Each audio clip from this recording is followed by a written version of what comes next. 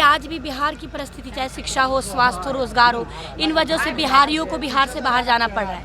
और जब बिहारी बिहार से बाहर जाते हैं ना, तो हमको कोई नहीं बांटता, हमें एक ही नाम से पुकारा जाता है, बिहारी। हम लोग ने हमेशा ये बात बोला है, अपना स्टैंड रखा है कि हम चाहते हैं कि भाजपा के नेतृत्व में सरकार बने, सीएम कैंडिडेट भाजपा का होना चाहिए, क्योंकि जिस प्रकार हमारा देश आगे बढ़ रहा है, हमारे पीएम जो हैं आदरणीय नरेंद्र मोदी जी, उनके नेतृत्व में देश आगे बढ़ रहा है। हम देख रहे हैं कि देश आगे बढ़ रहा है, बिहार छूट रहा है कहीं पीछे।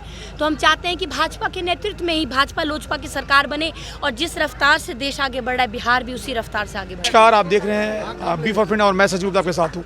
चलिए, इस वक्त हमारी जो चुनावी यात्रा पहुँच चुकी है गायघाट विधानसभा में, और मैं बता दूँ कि हमारे साथ सबसे युवा उम्मीदवार हैं लोजपा से कोमल सिंह जी। तो चलिए कोमल सिंह से बात करते हैं और जानते हैं कि किन मुद्दों पर ये काम कर रही है। और अभी ये खुद गायघाट में प्रचार में बहुत व्यस्त है, उस व्यस्तता में उन्होंने टाइम दिया। लेकिन चलिए मैडम, पहले तो आपका बहुत बहुत स्वागत है हमारे चैनल पर। बताइए, मैंने सुना है कि आप बहुत अच्छी नौकरी थी आपकी एमएनसी में, और बहुत अच्छे पैकेज भी था आपका, और फिर भी आप यहाँ आई वापस, और इस जगह पे आके आपने कहा जाए जनता के लिए सोचा काम करेंगी और समाज के लिए कुछ काम करेंगी इस पार्टी के नाते। बताइए मैम, क्या?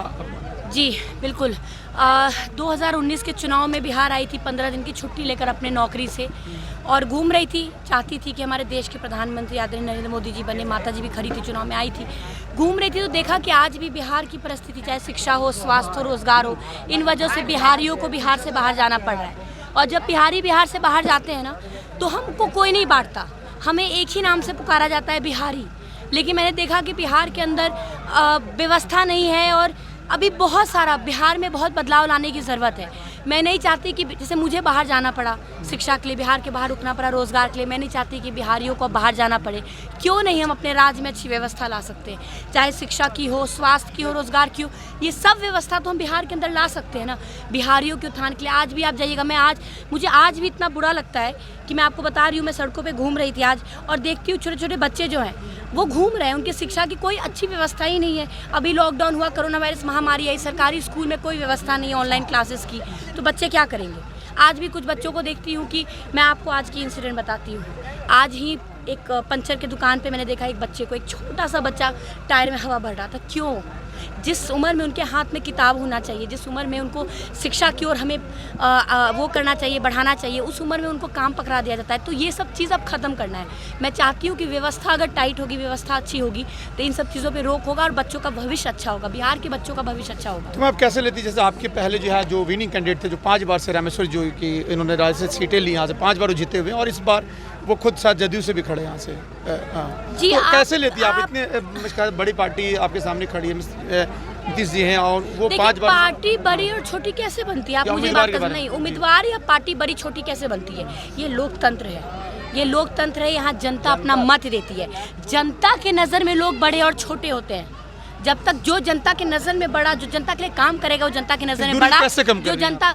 मैं आपको बता रही हूँ, आप मुझे बताइए, चलिए आप मीडिया से हैं, आप जाइए, आप गायघाट विधानसभा के सड़कों पे घूमिए, अपना रिपोर्ट लेकर मुझे दीजिए कि क्या धरातल पे आपको काम दिख रहा है। चलिए 7 निश्चय, जिस पार्टी से वो खड़े हैं उसी पार्टी की योजना थी, आज से 5 साल पहले योजना आई थी 7 निश्चय योजना। क्या 7 निश्चय योजना आपको धरातल पे दिख रहा है? तो ये बहुत मायने रखता है ना। मायने ये क्यों नहीं रखेगा कि गायघाट विधानसभा किसके कंधों पर जिम्मेदारी होनी चाहिए? धरातल पे काम दिख ही नहीं रहा, लोग जितनी सरकार की योजना है उसका लोगों को लाभ नहीं मिल रहा है। जिम्मेदारी किसकी होती है? जवाबदेही किसकी होगी?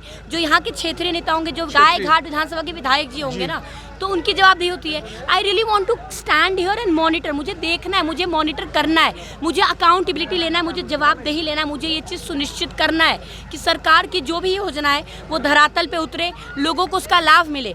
ये योजना किसके लिए होता है? लोगों के लिए होता है। तो क्यों लोग उससे वंचित रहेंगे? फिर अगर लोग से ही उसे वंचित रहे तो कोई भी योजना सक्सेसफुल नहीं है, इट्स अ फेलियर।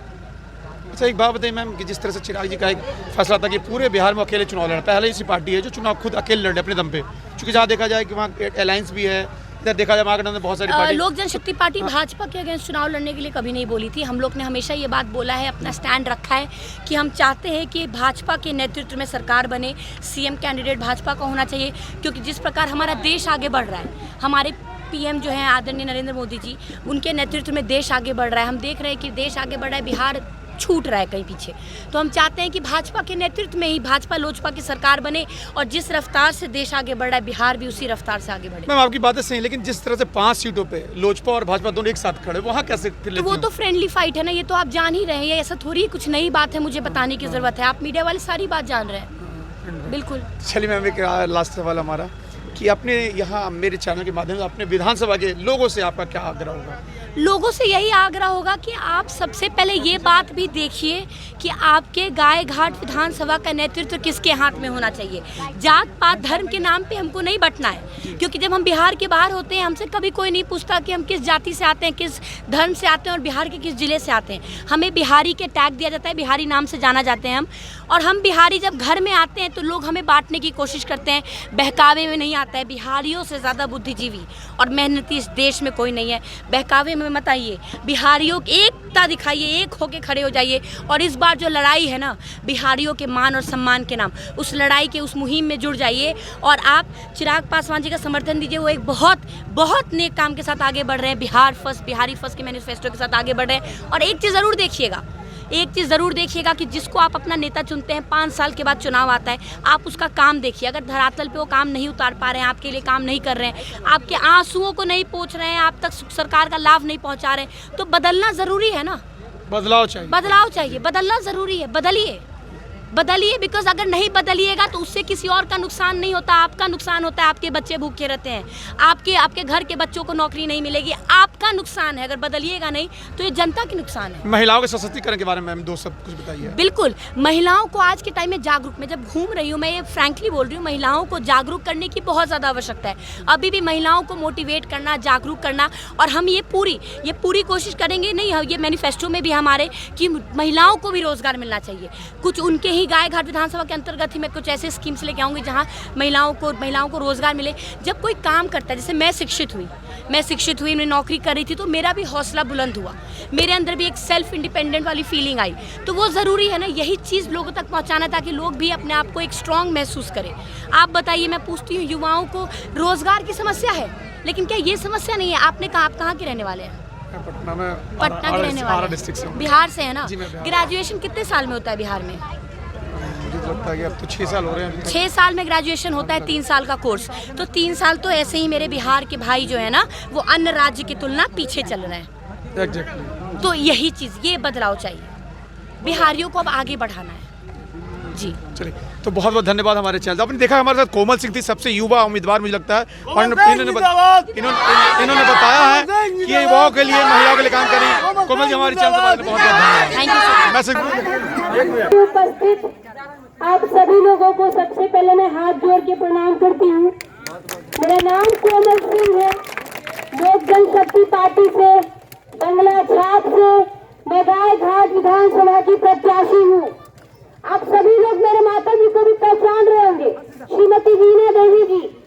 और ये मैं नहीं कह रही, जब गाय घाट विधानसभा में लोगों के बीच जाती हूँ, तो गाय घाट विधानसभा के लोगों की ही आवाज है जो मुझे कहती है कि जो काम मेरी माता जी ने 5 वर्षों में करके दिखाया, वो यहाँ के वर्तमान विधायक जी ने 25 वर्षों में भी नहीं करके दिखाया।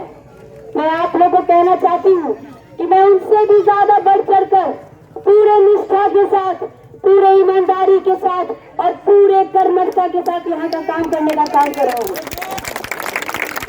मैं आपकी जो भी स्थानीय समस्या होगी, सड़क की हो, बिजली की हो, पानी की हो, पुल पुलिया की हो, जो भी आपकी स्थानीय समस्या होगी, उन समस्याओं को मैं समाधान करूंगी, ये मेरा वादा है। मैं आप लोग को बता दूं, बहुत छोटी सी उम्र में मुझे बाहर जाना पड़ा बिहार से अच्छी शिक्षा के लिए। लगभग इन बच्चों की उम्र की थी तो अच्छी शिक्षा के लिए बिहार से बाहर गई। मैंने 10वीं तक की पढ़ाई देहरादून से की है, 12वीं मैंने दिल्ली पब्लिक स्कूल आर.के.पुरम से किया है, अपना स्नातक दिल्ली विश्वविद्यालय से किया है, और फिर मैंने MBA किया है सिम्बायोसिस विश्वविद्यालय से, जो पुणे में स्थित है। उसके बाद मेरी नौकरी लग गई थी। 2 साल टाटा कंपनी में मैंने नौकरी किया है। पिछले साल जब लोकसभा का चुनाव था 2019 में, तो 15 दिन की छुट्टी लेकर बिहार आई थी। बहुत दिल से चाहती थी, बहुत ज्यादा प्रभावित थी मैं अपने देश के प्रधानमंत्री जी से, चाहती थी कि पुनः रूप में हमारे देश के प्रधानमंत्री आदरणीय नरेंद्र मोदी जी बने।